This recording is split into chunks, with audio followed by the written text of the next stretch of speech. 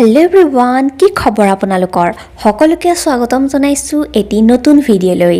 এই ভিডিঅ'টোৰ জৰিয়তে মই আপোনালোকক ৰেংগনি টিভিত নতুনকৈ সম্প্ৰচাৰিত হোৱা এখন জনপ্ৰিয় ধাৰাবাহিক মেঘালী সপোনত সমুদ্ৰৰ চৰিত্ৰটিত অভিনয় কৰি থকা অভিনেতাগৰাকীনো প্ৰকৃততে কোন হয় তেওঁৰ শিক্ষাগত অৰ্হতা কিমান তেওঁ কাৰোবাৰ লগত প্ৰেমৰ সম্পৰ্কত আছে নে নাই এই সকলোখিনি তথ্য আপোনালোকক এই ভিডিঅ'টিৰ জৰিয়তে জনাবলৈ চেষ্টা কৰিম সেয়ে ভিডিঅ'টি অকণমানো স্কিপ নকৰাকৈ শেষলৈকে চাই থাকিব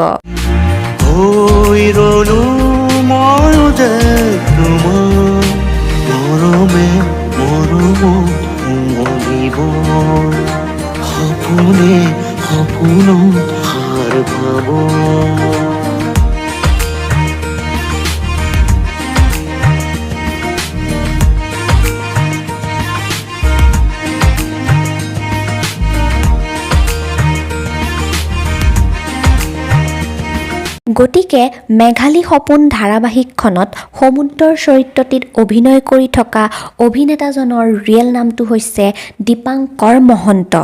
দীপাংকৰ মহন্তৰ ঘৰ হৈছে তিনিচুকীয়া জিলাত তেখেত সৰুতেই লখিমপুৰত মামাকৰ ঘৰত থাকিয়েই পঢ়া শুনা কৰিছিল আৰু তাতেই তেওঁ ডাঙৰ দীঘল হৈছিল আৰু সেয়েহে তেওঁ লখিমপুৰৰ পৰাই মেট্ৰিক পৰীক্ষাত উত্তীৰ্ণ হয় আৰু তাৰ পাছত তেওঁ কলেজীয়া শিক্ষা আৰম্ভ কৰে ডুমডুমাৰ পৰা আৰু তেখেতৰ পৰিয়ালত মাক দেউতাক বায়েক আৰু তেওঁৰ এজন সৰু ভায়েক আছে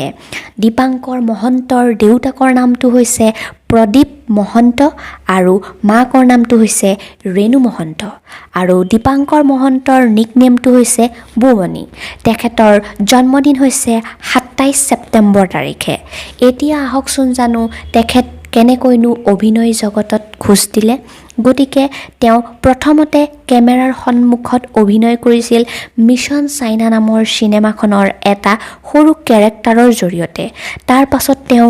জনপ্ৰিয় কণ্ঠশিল্পী দীপলিনা ডেকাৰ জনপ্ৰিয় হৈ পৰা এটি গীত চুই দিয়া না যিটো আপোনালোক সকলোৱে চাইছে সেই গীতটিত দীপাংকৰ মহন্তই অভিনয় কৰিছিল আপোনালোকৰ কোনে কোনে বাৰু চুই দিয়া না গানটো ভাল পায় মোক তলত কমেণ্ট কৰি জনাবচোন তাৰ পাছত দীপাংকৰ মহন্তই অভিনয় কৰে তেওঁৰ জীৱনৰ প্ৰথমখন অসমীয়া ধাৰাবাহিক আৰাধনা ধাৰাবাহিকখন বাৰু আপোনালোকৰ কোনে কোনে চাইছে আৰু তাত দীপাংকৰ মহন্তৰ অভিনয় চাই কোনে কোনে ভাল পাইছিলে সেয়াও মোক তলত কমেণ্ট কৰি জনাব